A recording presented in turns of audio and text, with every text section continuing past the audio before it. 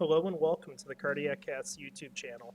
I'm your host, Jacob Shorba, and today I've got some breaking news for you as the Jaguars have signed Mitch Morse from the Buffalo Bills, released about a week ago. We met with him this weekend. He's stayed in Jacksonville since. We're able to work out a deal. I just want to give you my thoughts on this really quick. I don't have much time to record, but we'll be short, we'll be sweet, we'll get to the point with this. Mitch Morse is a solid starting center, someone that you can rely on, someone you're not going to have to worry about being a problem for the offense. And that's incredibly important. And you can compare how he is graded out, you can compare the film. You can see there's a lot of games where he's solid. And you have your misses too, that happens, but keep this in mind. Worst performance here, 44.2. It is literally the same as what Luke Fortner did all season. Okay, so Fortner is clearly a worse player. This is clearly an upgrade.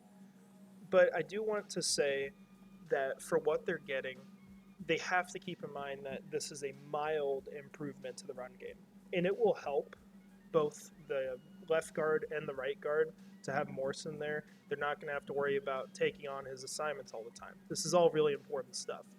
But you have to keep in perspective, Morse is not a great run blocker. He is an average run blocker at best, and he really hasn't been much more than that since very early on in his career with Kansas City. So keep these things in perspective. This is an upgrade, but this is not going out and getting an incredible player. It's getting someone who can take over, for a year or two, be the starter, and then probably move on in the future. Now, as far as the numbers, we'll get this all updated later. We'll try to break down where the salary cap is. It is $7 million guaranteed, 2 years, $10.5 million.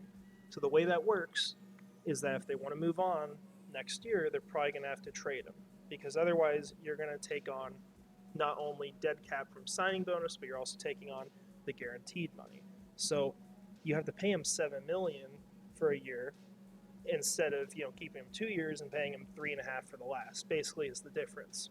So that's going to be the question in the future. Is he worth $3.5 million? Can you trade him?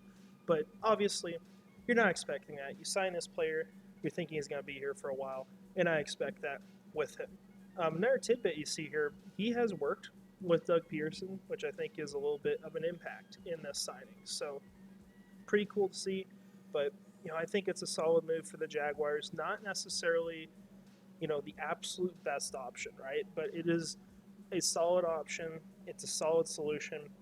I will just say now that I personally wish that they did more to address the offensive line. So those are my thoughts on this.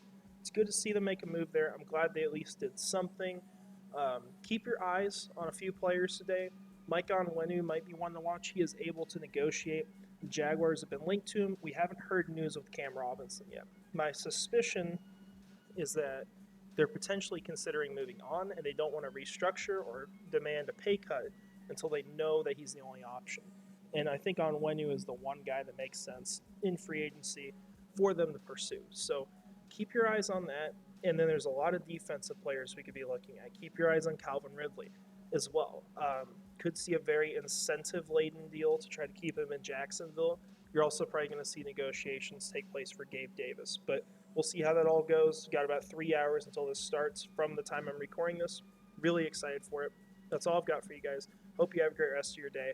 And finally, go Jags.